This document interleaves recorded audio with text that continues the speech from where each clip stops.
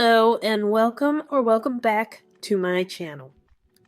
Today I'm going to talk about Kill the King, episode 28 of Bleach the Thousand Year Blood War. A lot happened in this episode, with some events being intriguing while others were stress-inducing, I'll say. I've watched this episode multiple times now and I'm still not sure if I caught everything.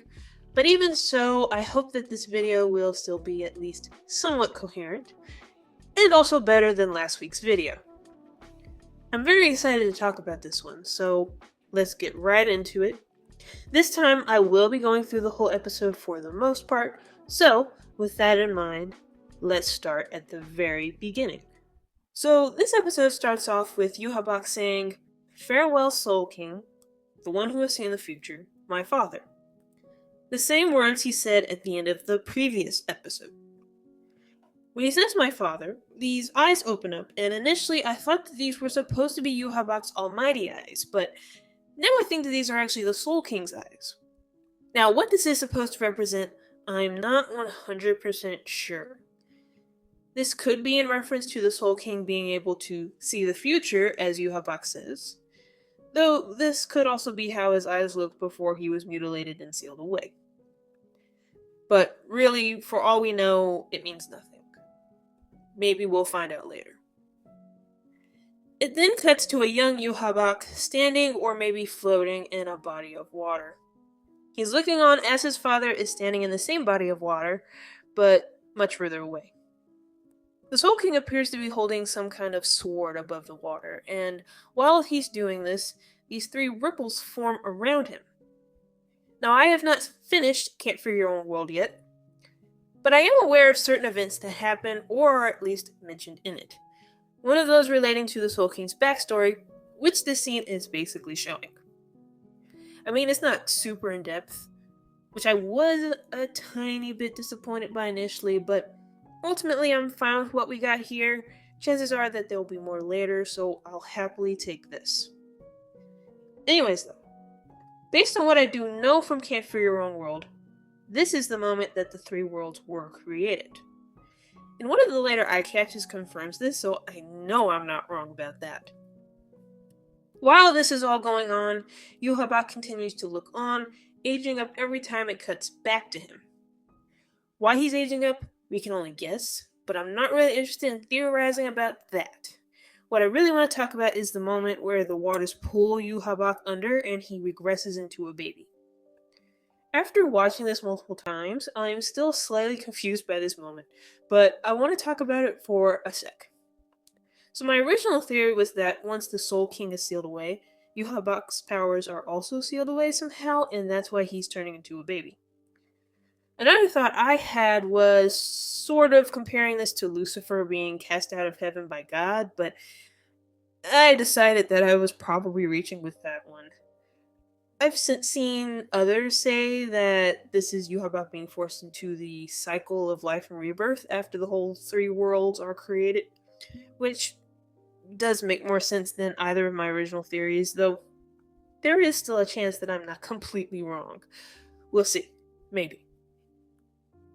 But after Yhwach becomes a baby, we see flashes of the Soul King. His silhouette, his legs and arms floating in the water, and then him in the crystal that he currently inhabits. There are a couple other moments in here, but I'm not going to dwell on them. During this, it's also cutting to the scene of people giving Yhwach power and him aging up, which is a scene we also saw in episode 14. And then after that comes the weirdest moment in this opening. So the Soul King's crystal is shown, but then Ichigo's face forms around it, and he's floating in the air while Yhwach is looking at him. I'm still a little confused by this. Now, based on the next moment, which is Ichigo opening his eyes and wondering what that was, this was all shown to him somehow. A theory I had originally was that it was the Soul King himself communicating with Ichigo, and that could still be the case. On my first watch, though, I thought that maybe this was in reference to the whole thing with Ichigo becoming a potential vessel for the Soul King during Irazu Sando Last Core, but I'm not so sure about that one anymore.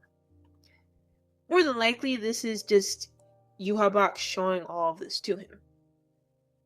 But with that cut to Ichigo and crew flying up to Ryo's palace, that's basically it for the rather strange opening to this episode, aside from a few more moments. Like I said before, I would have loved more, but there's definitely more opportunities for this stuff to be expanded upon throughout this core and core 4, so I'm not going to be greedy. Back in what used to be the Serete, Trimmers have started, with Rukia, Renji, Mayuri, and a few other characters wondering what's going on. And even Ryukin and Ishin are able to feel these tremors in the world of the living. In the manga, the worlds don't start shaking until after Ichigo unintentionally kills the Soul King, so the idea that any type of harm befalling him can cause this to happen is actually pretty cool to me, and makes more sense, to be honest with you. Ichigo and crew then arrive at Ryo's palace. Him and Yhwach have your typical good guy, bad guy type of exchange, and after the opening credits comes Ichigo versus Yhwach round 2. And man, was this cool. The animation was pretty good, and I love that they used the same music from the episode 7 fight, making it feel more epic. It was pretty awesome getting to see Ichigo go up against base Yhwach and kind of put him on the back foot. I mean, it's very clear that Yhwach was just messing with him and that Ichigo was not going to win here, but it was still nice to see how much stronger Ichigo is now in comparison to before. Also, this shot of him with the Getsuga Jujisho behind him was so badass, and I loved it. But of course, Yhwach opens his eyes once again, pulling an Uno reverse card on Ichigo, and I'm not gonna say that he gets totally wrecked here, because he doesn't, at least not in the typical sense, but this was a beatdown for sure. I love his persistence though, like that's so Ichigo. I also like that he experiences how the Almighty works a bit earlier than in the manga. So originally, Ichigo didn't go up against the Almighty until the final battle, so this is a nice change. But getting back on track, after Ichigo basically gets his ass handed to him, Yhwach starts monologuing, laying out his entire motivation and everything. The anime continues to do a pretty good job of fleshing out Yhwach's motivations more. I mean, it kind of makes sense in the source material as well, but there was a lot of context missing. I'll admit though that didn't really bother me that much, but I also didn't read Bleach until last year, fully aware that changes were going to be made in the anime, so maybe I was being more forgiving than I would have otherwise. Anyways though, during Yhwach's speech, we also find out that the Soul King's real name is Adonais. Apparently, this name was mentioned back in episode 25 when Yhwach was chanting the spell for the Ashvalen. I never caught that myself, but it's a theory that's been out there for a while as far as I know. I actually went back to episode 25 to catch that moment, and he says, Coffin of Adonais, which is very interesting. I'm assuming that the coffin is in reference to the crystal that the king is encased in, which would make sense. Back to this episode though, after Yhwach finishes talking, Ichigo gets back up, and again, I love his determination. He knows that the odds are against him, but he's gonna keep trying anyways. The moment Ichigo charges at Yhwach and my girl Orihime comes in clutch to help him was just wonderful. I mean, sure, it was a small moment, but it was a welcome one. While that's happening, Ichibei says this, which I'm gonna guess that this is related to something we find out in Camp for Your Own World, but again, I haven't finished it yet. After the eye catches, we're back in the Serete. Now, there was another moment where we got to see the Serete towards the end of the Ichigo and Yhwach fight, as well as a scene in the lab between the Now and Kisuke, but I skipped over those scenes, mainly because I didn't have much to say about them. Plus, it was just characters talking to each other. Now, don't get me wrong, it is nice to get these small character interactions, but they just weren't interesting enough for me to talk about them. I'm also not going to dwell on this scene too much, but I just want to mention that it was probably around here that I realized just how much the order of events are being messed with in the anime. I mean, they are essentially the same as the manga, but things have been rearranged some. For example, in the manga, by the time the Soul King is killed, the visors, captains, and lieutenants are all already at the lab, having gathered together to create this gate that is going to take them up to the royal palace. But here in the anime, all of this is happening before we even get to that, if that makes any sense. But cutting back to the Soul King's palace, Yhwach is blocking Ichigo. Yoruichi tries to help by using an admittedly cool looking technique that I imagine would have worked if this had been anyone else. Yhwach destroys it, blue smoke destroys the curtain, and the Soul King's condition is revealed. However, Yoruichi mentions that the Soul King is still alive, which prompts Ichigo to attempt to save him by pulling out the sword. A move that in real life probably would have actually killed him, but whatever. And here is where shit goes south real quickly. So, Yhwach's spiritual pressure that's inside the sword flows into Ichigo, it takes him over, and Ichigo ends up slicing the Soul King in two, which basically kills him. This scene was a lot. Like, I knew it was gonna happen, but I was still shocked as hell. In fact, I'm pretty sure that my face looks similar to Orihime's here, because holy crap. And to make things worse, it turns out that Yhwach was manipulating Ichigo and used him to break the Soul King's seal. Man, this boy cannot catch a break whatsoever.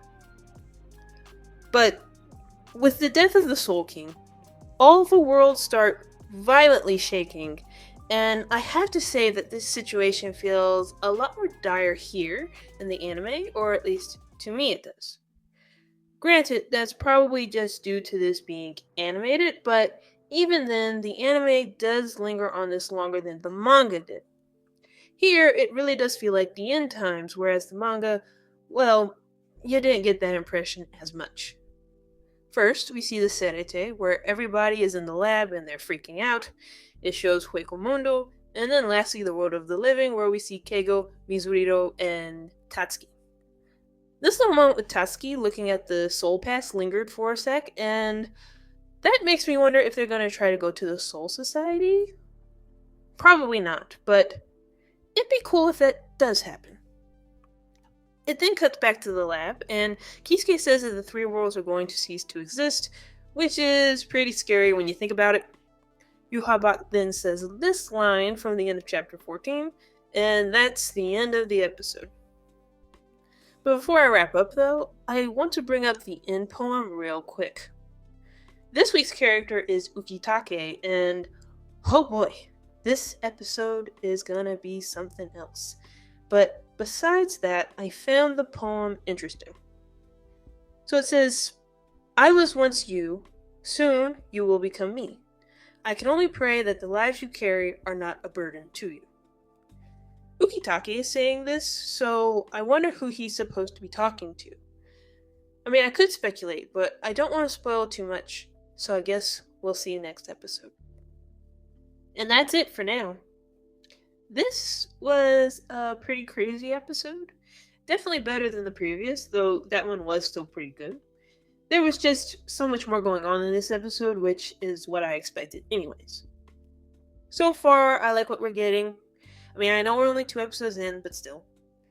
I just hope that PRO Films can keep up the good work. Which I'm sure they will. But I'm done talking now, so I will end this by saying that I hope you all enjoyed this video. If you did, cool. If not, thanks for watching anyways. Enjoy the rest of your day, and hopefully I'll see you next time. Goodbye.